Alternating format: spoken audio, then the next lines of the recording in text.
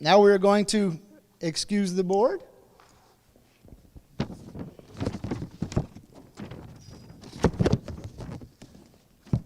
So now we're going to talk about why you guys are all here today. I'm not going to talk about your orange shirts because I didn't pick it, but we all look like pumpkins today. That's just the way it worked. First and foremost, I'm going to ask you what school you're from. So who's from North Thurston here? That's it? Okay. North Thurston's quiet. Timberline. Who's from Timberline? Okay. How about River Ridge? Oh, see, I knew they would be loud. Anybody from Vision Academy? There we go. Thank you guys for joining us today. So this is a community conversation, and these are set up so that the board can hear from the community. For this meeting, we have students from our local schools, our local high schools, and we want to hear how things are going. And this is about exceptional cultural diversity. So we want to accept everybody. That's why your back says including everyone, because we're all in one community, right? We are one, and we want to make sure you're all being heard and we all understand each other. So when I think of cultural diversity, I think about understanding and really enjoying different cultures. You know, I don't know all cultures.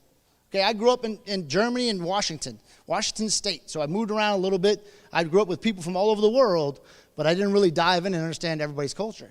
That's what cultural diversity is about. And the only way you learn is you get together and you talk about it. It's exciting because we all have differences, right? We all have differences in our backgrounds. Nobody in this room is the same. I can tell you that right now. And so today we want to listen, learn, and grow together. That's why we're here. We're here to listen, learn, and grow. And you will be fed. Somebody asked me for having lunch today. That was the only question they had so far. So, I understand. You're here for the food. I don't blame you. So when we do break into our sessions, we ask you to be kind, be respectful, be open-minded, because we have people at your tables, facilitators, that are going to be listening, taking notes, and bringing all that back to the board so we can understand and learn from you guys. That is what this is all about today. So please speak up. We don't want you to be quiet today. We want you to speak up and be respectful, be kind, but tell us what's going on, right? Let us understand what you think is great about this culture in the district and what we need to fix. The last thing, you guys are all high schoolers, so the energy should be through the roof. I shouldn't have more energy than you guys. And believe me, I have a lot, but I should not. You guys are high school students. The energy should be the roof. But also, I want to see your passion, right? I want to see your passion today. This is why you guys are here, to share your passion, right? Because when you graduate high school, you guys are going to represent this school district in the community all over the world, right? We want you to go out and represent in a good fashion, but be a good steward in the society. So that starts with you guys telling us what we can do better, right? Understanding each other, but respect each other, okay? So we're going to be broken out into tables back here behind this wall in the other room. You're going to be all broken out so we have enough facilitators to listen to what you guys have to say. And the last thing I want you to know is we care about you, right? The board members all have day jobs. This is not a job for us, okay? This is a volunteer. This is a volunteer assignment. We volunteered to do this. We got elected to be a volunteer. Don't ask me why. It's just we have a passion for kids. Because you don't get paid anything. You're here on your own time. So we're all here because we care, okay? We all care about you. I have students in the district. Most of the school boards have students or grand students in the district. And we care about this district. I grew up in this district. I went to Timberline. Sorry, North Thurston. Sorry, River Ridge. Sorry, Envision. But I am a Blazer. That's when I graduated in 92, putting a little date on it. It is what it is. But my sons go to North Thurston because I live right across the street over here. So, we have Rams in the family, and I have cousins and nephews that went to River Ridge. So I have all of them covered. You guys are all our family. So with this, we're going to have a speaker come out, and he is going to take over our program, Mr. Brian Smith. I am turning it over to you, sir.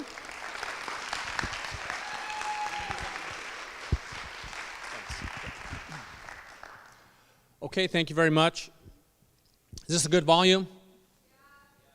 All right. This is an unusual opportunity for me because I get to speak to a lot of students, but also some very important adults. I have to say, I'm going to warn you now, this is going to be a little bit clunky because I thought I'd have a clicker to click through my slides, and the clicker won't reach all the way back there, so we're going to have to sort of partner up here. This is my hand signal for change the slide, please. So who am I? What am I talking about today, and why am I here? And then what happens after I finish this talk? So my name is Brian Smith. I have a lot of experience in education. Once upon a time, I was a school counselor. I was a school social worker. I was a high school drug counselor. Then I went back to the University of Washington, got my PhD, focused on school-based programs, how to design school-based programs that would increase positive outcomes for young people. And then the last 15 years, I've been working in the social emotional learning field, translating science into programs. So what am I going to talk about today? I was told that what this was supposed to be about was the importance of belonging and building relationships and trust. So that's basically what I'm trying to talk about today. Your district has a strategic plan, whether you know it or not, and this whole thing is coming out of Goal 2, Part D, which is to try to increase the percentage of students open to and accepting cultural diversity. However, I found a couple other things in the strategic plan that I thought were informative about what's happening today. Part C, Goal 2, Part C, is increased opportunities for student voice, which is you guys here, and in the strategic plan, next, there's some core beliefs. And one of the things that the strategic plan says that the district believes is that student voice is critically important because it increases engagement and belonging, which is essentially what we're really here to focus on. So what happens after this? There's going to be a listening session, as you just heard. You're going to go back there, and it's going to be an opportunity for you to talk to some critically important adults, the school board, the district leadership, and the high school leadership, and give them your opinions about a lot of stuff. And I'm going to try and tee this up with our conversation right now. Dr. Clemens, the superintendent of the district, I was told, I don't know that this is an exact quote, but I was told that she said, we need to listen to the kids, not listen to a bunch of adults. So here you are, and this is what's going to happen next. These are all the folks that are here. I just mentioned it. After you guys give your opinions and thoughts to the school board and to the district and school leaders, then the district leadership is going to go back, process it, try to make sense out of it, figure out what it means, and then figure out some things about how to move forward. So this isn't just an opportunity to share your thoughts. This is an opportunity to impact district policy, impact what happens in the district around belonging, cultural diversity, etc. So I'm mostly going to focus on belonging today. And I'm going to talk about the science of school belonging because I am a scientist. So first of all, it's going to be kind of this flow. What is school belonging? Why is it important? Why does it matter? And what can schools do to support it? So there's a couple of easy definitions. Feeling like an accepted and valued member of a classroom or school community, and feeling personally respected, included, and supported by others in the school. So this is basically what school belonging is. Like you feel like you're part of the community. People respect you, people value you, you're accepted. So what does the research say about whether school belonging is important and why it's important? I like to say in many ways that belonging is a survival issue. And why is that? If you think about human history, throughout the vast majority of human history, if you were alone, if you were by yourself, if you weren't part of a group, you were not going to survive very long. Humans had to stick together to survive, whether it was other bands of people, wild animals, whatever. So belonging really is a core survival issue for humans. And if you think about loneliness, which is the opposite of belonging, it's actually an experience that's a lot like hunger or thirst. Why is it like hunger or thirst? Well, if you're hungry or if you're thirsty, you can't stay that way for very long before you're going to die, essentially. And loneliness is kind of the same thing. It's a deep part of our brain that says, hey, you're in big trouble. You better get connected soon or you're going to be in big trouble. Now, a lot of what belonging is about is social pain. And I can tell you from my own experience that I moved at the beginning, like in the summer between 8th and 9th grade, I moved to a new place. And that 9th grade year, I couldn't swing it. I couldn't get connected. I couldn't get belonging. I couldn't feel like people really understood me, accepted me. And it was literally the most painful year of my entire life. And the reason that we say social pain is real pain is that what neuroscience studies have shown us is that social pain, social rejection, bullying, all that, it actually is registered in the brain in the same places as physical pain. So when you experience social pain, you experience it much like physical pain. It's real pain. So, what happens if you don't have a sense of belonging? Well, a lot of bad stuff. You get a lot more emotional distress, impaired self-regulation, which is essentially self-control, higher anxiety and depression, more self-harm and suicidality. And what the research says is that loneliness is basically as bad for your physical health as smoking 15 cigarettes a day. So what about school belonging in particular? Because the last slide applies to everybody. It applies to me, the other adults here, all you guys. But what about school belonging? Well, we know that it also has a lot of negative impacts. You can see the list: attendance problems, dropout, school misconduct, fighting, bullying, vandalism, disruptive behavior, substance abuse, a lot of things that I wouldn't want anyone here to have to experience, and that obviously is super disruptive to the learning process. But it's not just about student well-being and student behavior. It's not just a nice to have, because what's the core mission in many ways of schools? Teaching academics, helping kids learn. Turns out that if there's a lack of belonging, if someone doesn't have school belonging, it's hard to do well in school. And school belonging is a fundamental supporter of academic achievement. So I guess I'm talking to the board members here right now and the adults. There's really strong reasons across the board for why we should be focusing on this. It's not just, it's a nice thing that help our kids feel good. This is fundamental to the mission of schools in many ways. If you have school belonging, you're more likely to be satisfied with your life. You're happier, you have more motivation, higher cognitive performance, and better physical health. So everything that we want for students really is supported and increased by having a sense of school belonging. Now, what about belonging and high school students? Is there anything unique about it? And I would say absolutely. I remember myself when I was middle school age, there was one year where all I cared about was building forts and catching snakes and running around playing and getting in dirt clod fights and whatever, being a kid. The next year, all I cared about was, how do I fit in? How do I be cool? Do any of the girls like me? It was like a switch got flipped in my head. And for me, it was pretty quick, but basically we know that pretty much everybody goes through some dramatic developmental changes when you go from childhood to adolescence. Next.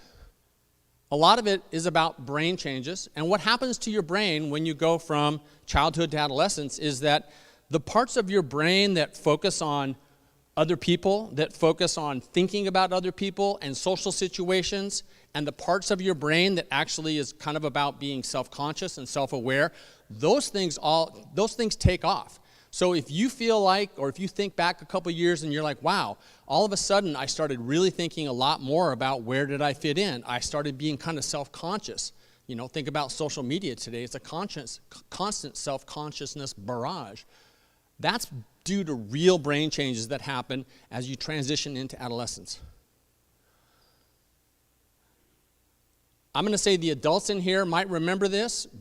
You guys might be experiencing it, but another thing that happens when you move into adolescence is that emotions become more intense, more powerful, and that has a lot of good outcomes, but it also makes things kind of challenging. Finally, one of the key things in developmental science around adolescence is that this issue of identity is critically important in adolescence. When you're a child, you're part of your family, you're part of your community, you're just, in a different place. When you get to adolescence, you're on your way into adulthood, and it becomes really developmentally important to start thinking about, well, who am I? What kind of person am I? Where do I fit in the world? These are all core adolescent development tasks, all of which, obviously, are really impacted by your sense of belonging or your lack of sense of belonging. So what is it about not having a sense of belonging that causes all these negative outcomes we talked about before. And one of the ways that we can capture it is the term belonging uncertainty. Because sometimes you just know you don't belong, but a lot of times you're like, once you're not sure you belong, then you start to get into this constant process of like, do I? And you start scanning. Everybody does this. You start scanning for cues and clues, like, am I fitting in? How did that interaction go? Oh, what did it mean that they laughed when I walked up? Were they laughing at me? You start to monitor what's happening. And we already said earlier, when you're not sure about your belonging, you get more anxious and you can get more depressed. And what those do is they bring you into a kind of state of mind of negative filtering, which means you're constantly scanning, you're constantly trying to gauge and assess, like, how am I doing? How am I fitting in? Do I really belong here? And because of the anxiety that belonging uncertainty brings, a lot of times you're getting a more negative filter on things than you otherwise will. You're kind of focusing more on the negative cues, focusing less on the positive cues. It's kind of a downward spiral that's really painful. So when that's going on, when you're in school, you're not sure if you're belonging, or you feel like you're not really being included or accepted, you're struggling to have a sense of positive identity, you're constantly vigilant, you're looking for what's going on around you for clues, you kind of have a negative filter. What happens to some key cognitive functions that you need to do well in school? Working memory, which is your ability to hold things in your mind while you're sort of working on them. Attention, concentration, motivation, those things all go way down, because your brain's busy doing other stuff. So now you're using a lot of your brain power just to focus on these social issues, and you're not really as well able to concentrate in school. So again, this is not just a sort of feel-good thing. This is a thing that affects how well you perform in school, how well you function in general. What can schools do? In the research, in the science on school belonging, they kind of talk about two different things. And again, belonging is essentially about relationships. So there's relationships between teachers and students, and there's relationships between students and students. First, I'm going to talk about teachers and students, which might seem a little strange, but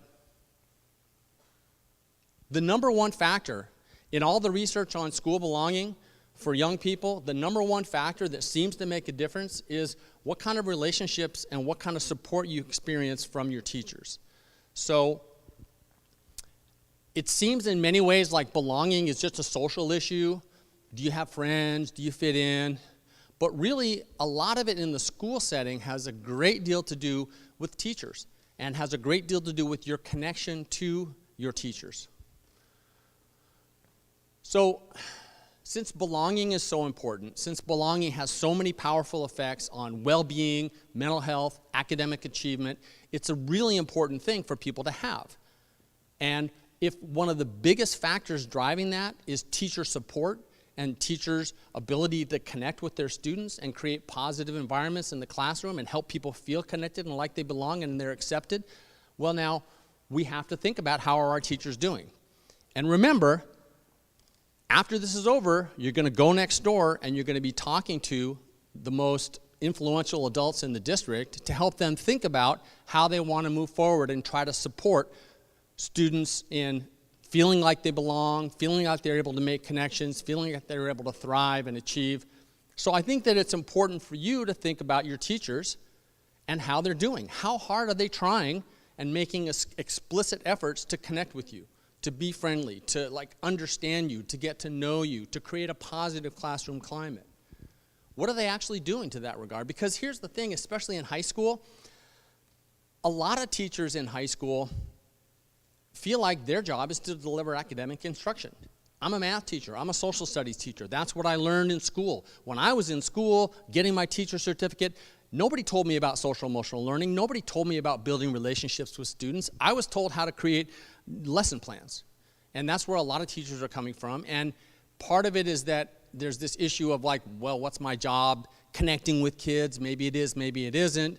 But also, a lot of teachers never got any real kind of training or coaching around the importance of, as a part of their job, connecting with students. So I think that this gets us to the equity and diversity issue in particular, because since belonging is so incredibly important, I think it's important to ask who gets to belong, in particular around teacher-student relationships. Who do teachers connect with most easily? I'm going to say, just like everybody else, it's the students who are most like them. Now, I don't know what the ratio is here in the district, but nationally, 80% of teachers are white, and all teachers are middle class because they were basically able to go to college and get a teaching certificate. Another thing that I think, and having kind of informally surveyed educators in trainings and workshops and stuff, they kind of agree with me. I think that most teachers are people who liked school themselves. If they hated school, why would they want to spend the rest of their lives in school every day? So who are the students that teachers most naturally, most easily connect with? Probably students who like school, students who are maybe good at school, and students who are a lot like them, have similar backgrounds, come from similar cultures, similar experiences. Maya Angelou, very famous, wonderful author, said, people will forget what you say, people will never forget what you do. Or people will forget what you do, but people will never forget the way you made them feel. And I'm going to say to the adults in this room, if you think back on your education, if you think back on your high school education, and you think about which teachers do I remember, it's probably going to be the ones that made you feel a certain way, not necessarily the ones that helped you pass the test the most. So teachers, through the things that they do to connect with kids individually, to build positive classroom climates, to support students connecting with each other, to kind of draw the line when there's inappropriate behavior that's harming student belonging. There's a lot of different ways that teacher behavior is critical to student belonging. And the key point here is, unfortunately, if you're someone who feels like your job as a teacher is just academic instruction, it's not enough. I think one of the things that's happened over time is that we've moved from an understanding, all the science I'm talking about around belonging, nobody knew this 20, 30 years ago when most of your teachers were in school. We've moved from a time when really academic instruction was considered to be enough to an understanding now of the importance of what a lot of people call the whole child. You're not educating the math part of the brain, you're educating the whole child. And if it's a matter of academic achievement, it's a matter of being able to persevere, succeed, do well in life, be a good citizen, be a good family member and parent and neighbor. A lot of that has to do with stuff besides academics, and a lot of that has to do with your kind of psychological, emotional development, your social, emotional development. And to some extent, it's unavoidable that this is part of teachers' jobs now. So I'm going to say once again, as part of this listening session we've got coming up, think for a moment about how your teachers are doing around this issue of supporting student belonging. For you individually, how do your teachers treat you? Are they friendly? Do they get to know you? Does it seem like they're interested in you as a person? How do your teachers treat other students in the class? And this is not to diss teachers. This is to try to find out ways that we can improve how we support students. And this is a chance, again, for the key adults in the district to hear from you about this critical issue of teacher behavior. I have talked to a lot of students. Actually, I'll get to this point after. So, teachers, students, forming good relationships, critically important. What about students to students? Again, this whole day is kind of shaped around the district's strategic plan, goal 2D, which is increasing the percentage of students open to and accepting cultural diversity. So if we're talking about how students impact each other's belonging, then critically, it's clearly important that people being more open to connecting with a lot of different kinds of students is going to be an important part of that. So again, who gets to feel like they belong? Because this is an equity and diversity issue, and this is a fairness issue. because the reality is, when we talk about students to students, I don't have to tell you, there are some people who have lots of great connections and lots of support and lots of friends and fit in, get a lot of positives from others, and then there are students who struggle a lot more around that. So in terms of the diversity part of this in particular, what the science says is that if you're in the minority in your school, if you're in a racial or ethnic group that's in the minority in your school, automatically it's more difficult to have a really solid sense of belonging. However, friendships with other racial groups increases that sense of belonging. So it's a simple 1-2 thing where one of the things that helps all students connect and feel like they belong is having relationships with a lot of the other students in the school. And if you're in some way in the minority, being able to feel like you can connect with people outside your group is super important. And that has a lot to do with people's attitudes. So I think this issue of racial groups is really important, but I also think that there's a lot of other ways students can be in the minority. Disabled students, students whose first language is not English, on and on and on. How are those students treated in your school? By you? How are they treated by your friends? And how much is the school set up to provide everybody with opportunities to connect and bond and get to know each other? So now I'm going to talk a little bit about the Character Strong Social Emotional Learning Program, which theoretically you've all been getting. If you've been getting these lessons, raise your hand. All right, that's most of you. So we designed this program to result in 3 key outcomes: increased well-being, which is your sense of happiness, your sense of connectedness, your sense of being able to thrive and do well; belonging, which I'm obviously talking about a lot today; and engagement, engaging in schoolwork, engaging in the school community.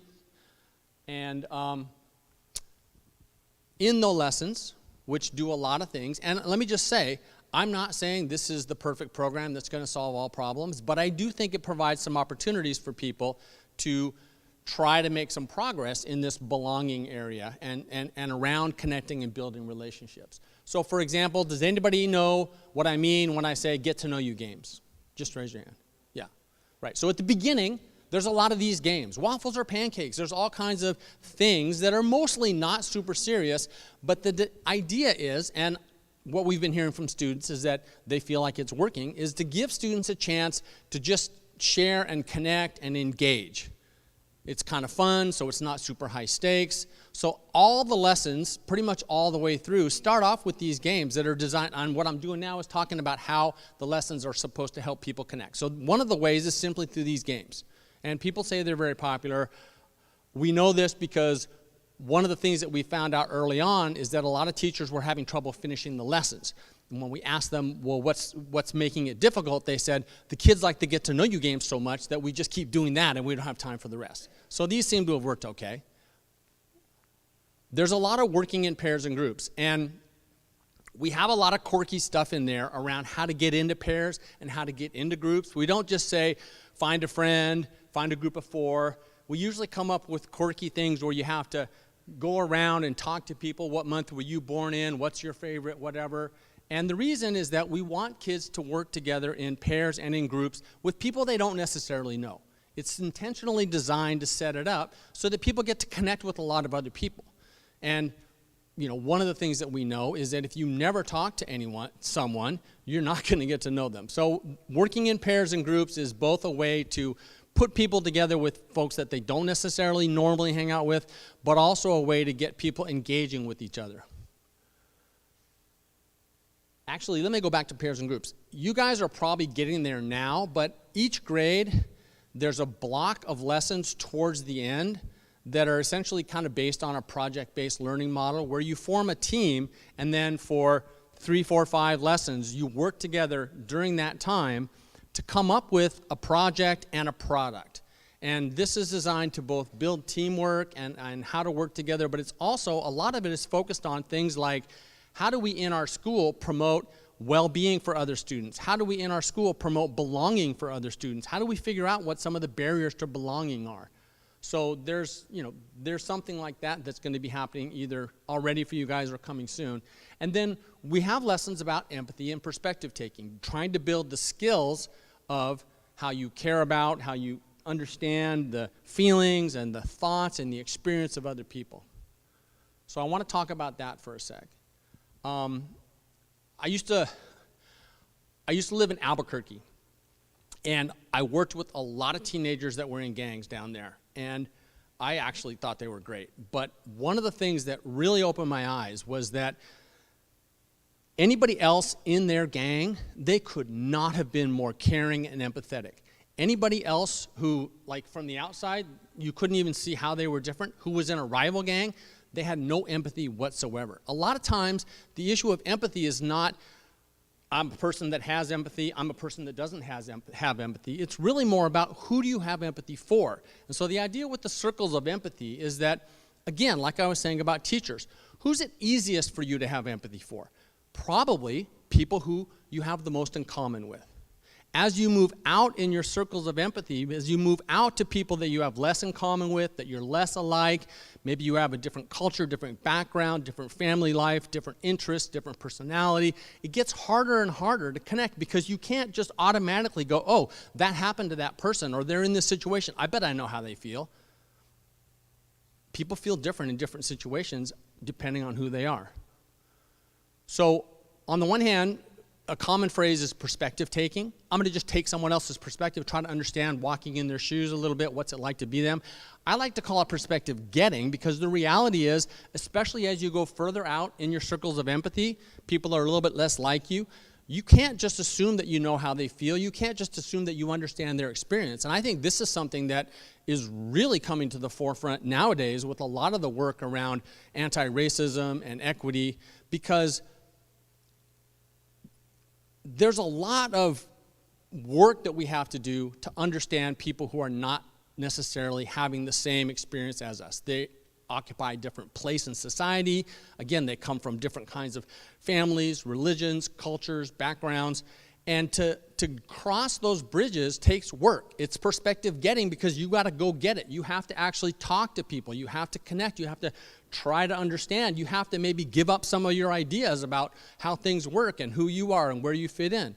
It's a process that takes some commitment. And so this goal 2D of increasing the percentage of students who are open and accepting of diversity, it's a work in progress, especially for the students who are in the majority. So, again, I'm not saying the Character Strong program is going to solve this issue. However, it's got stuff in it that should help. So one thing that you might do for your listening session coming up is think for a minute about this. How's the program going for you? Because we've surveyed a lot of students. I've talked to a lot of students, and I hear people saying stuff all over the map. And one of the biggest things I hear from students is, yeah, the lessons aren't going very well because our teacher's really not into it. You know, they don't really do it. They play just yesterday I had a student say, yeah, you know, we do the get to know you games and then basically we can just do whatever we want. We don't do the rest of it. Or I've had students say, you know, it's pretty obvious that my teacher thinks it's not important, so nobody takes it seriously. So there's a lot of ways in which this program can be more or less powerful. And so to the extent that the goals of the program are in line with things that you would like to see happen, I would say you give a little bit of feedback to the adults that you'll be meeting with soon about how the program's going. What's your attitude towards it? What's your classmates' attitudes towards it? And in particular, what's your teachers' attitudes towards it? Because what the surveys that we've done suggest is that a lot of teachers, again, a lot of high school teachers are like not super enthusiastic about it. So that may be something where the leadership of the district and your schools need to push on the teachers a little bit more, need to bring in some more staff development, need to do some things to support this program, because I think it is one way that you can increase belonging in the school, increase acceptance of diversity, increase some of the skills and behaviors that help build relationships across barriers. So I think that this it's kind of a unique and impressive day. And again, it's important to recognize that you guys are not here just to talk about your experience. What I was told was that, so I asked these guys, I'm like, how were you chosen? They're like, I don't know. What I was told was that you were chosen because they wanted to have a representative group of students from each high school that represented the diversity of students in each school. Obviously, we don't have, 5,000 students here. We just have you guys. Each one of you is here to represent the other students in your school and to give their experience a voice as well as your own. So I would really encourage you guys to take advantage of this. It's not a common thing that students get to have a lot of input, especially with the leadership of the district, the leadership of the schools, the school board. I think it's a great opportunity. So again, what are your teachers doing to build relationships? How are they treating students? How do they make you feel? How are the lessons going? Are they being delivered? Are they being supported? Does it seem like they're going okay? And what else is missing in your school that might support belonging, that might support equity and diversity? So, thank you very much for being here, and take this seriously, be brave, be thoughtful, be clear, express what you think is important for both you and for your fellow students. Thank you very much.